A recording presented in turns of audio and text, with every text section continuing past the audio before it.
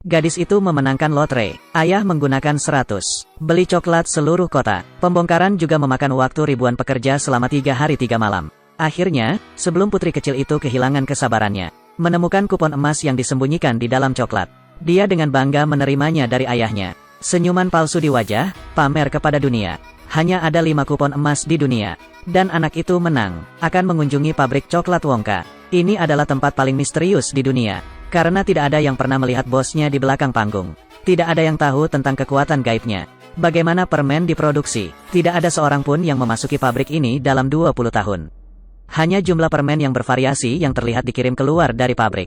Namun tidak ada karyawan yang terlihat. Semua orang ingin mengetahui rahasia Wonka menjadi kaya. Sekarang setelah menerima tiket, Anda tidak hanya dapat mengunjungi pabriknya. Saksikan rahasia kelamnya. Satu bayi yang beruntung juga akan memenangkan hadiah utama. Segera setelah berita itu tersiar, menantikan saat coklat dibuka. Charlie memandangi anggota keluarga yang masih duduk-duduk. Memutuskan untuk berbagi coklat dengan mereka.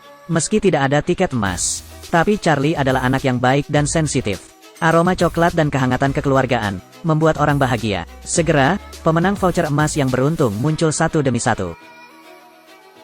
Seorang anak laki-laki makan banyak coklat dari tas. Mulailah mengunyah di tempat. Gadis kaya kedua, memiliki ayah yang baik yang selalu memenuhi segala kebutuhannya. Dia juga memenangkan tiket emas. Dia memiliki kepribadian yang kompetitif. Selama itu adalah sebuah permainan, maka itu harus dimenangkan. Lihatlah pialanya, ada begitu banyak sehingga mustahil untuk menaruhnya di rak. Bahkan mengunyah permen karet. Dia memasukkan permen karet ini ke dalam mulutnya selama 3 bulan. Perbarui rekor dunia, posisi keempat bahkan lebih kuat. Dia jenius. Andalkan saja tanggal kemunculannya agar akurat.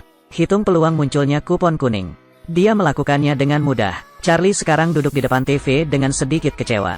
Namun dia tetap waspada dan tidak menyebutkan apapun. Karena pabrik pasta gigi tempat ayahnya bekerja. Karena untuk meningkatkan produksi, memutuskan untuk menerapkan otomatisasi penuh. Itu sebabnya ayahnya dipecat, menambah penghinaan terhadap keluarga mereka yang sudah miskin. Tapi kakek dan nenek Charlie masih tidak tega melihat Charlie kecewa. Charlie dengan bersemangat membeli coklat untuk dibawa pulang. Tapi setelah dibuka, masih mengecewakan. Setelah beberapa saat, Charlie akhirnya menyerah dan berjalan pulang. Pada saat ini, dia menemukannya di salju di pinggir jalan. Mengayunkan uang $10, seperti Dewi Keberuntungan yang melambaikan tangannya. Charlie tidak ragu sama sekali, ambil uangnya dan lari ke toko terdekat. Bos mengambil uang itu, berikan Charlie sepotong coklat. Tanpa diduga, dia menerima tiket emas terakhir. Charlie begitu gembira hingga dia hampir kehabisan napas. $100. Tuan yang baik hati itu buru-buru menghentikannya, dan mendesak Charlie untuk segera pulang. Charlie berlari melewati pintu dengan penuh semangat. Beritahu keluarga Anda, lihatlah slip kuning. Kakek bersorak, melompat dari tempat tidur dan melakukan tarian perayaan. Namun saat ini seluruh keluarga tenggelam dalam kegembiraan. Jadi dia berencana menjual kupon emas itu dengan harga tinggi. Namun kakek saya menyemangati saya bahwa jika saya kehabisan uang, saya dapat memperolehnya kembali. Namun kesempatan hanya datang sekali. Jika Anda melewatkannya, Anda tidak akan pernah memilikinya lagi. Sambutlah mereka. Merupakan pertunjukan boneka yang aneh. Seorang pria berwajah pucat berpakaian aneh muncul. Dia adalah Wonka. Membuka pintu, semua orang terkejut. Hanya melihat taman berwarna-warni muncul di hadapanku.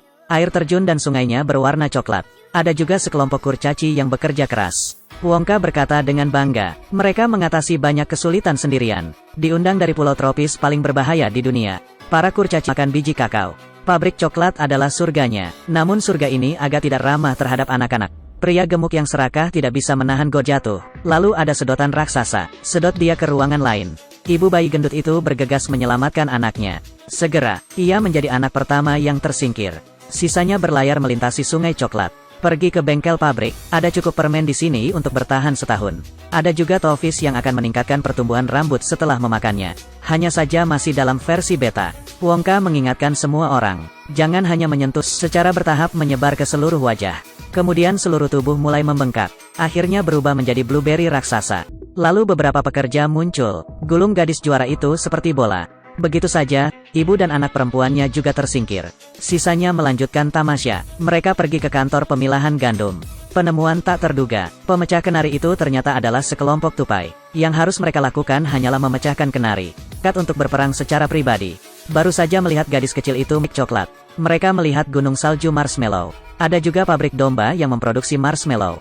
Dengan kembang api permen di seluruh langit. Lift membawa mereka ke ruang TV pabrik. Setiap orang makan di platform transfer. Dengan kilatan cahaya putih, coklat muncul di TV.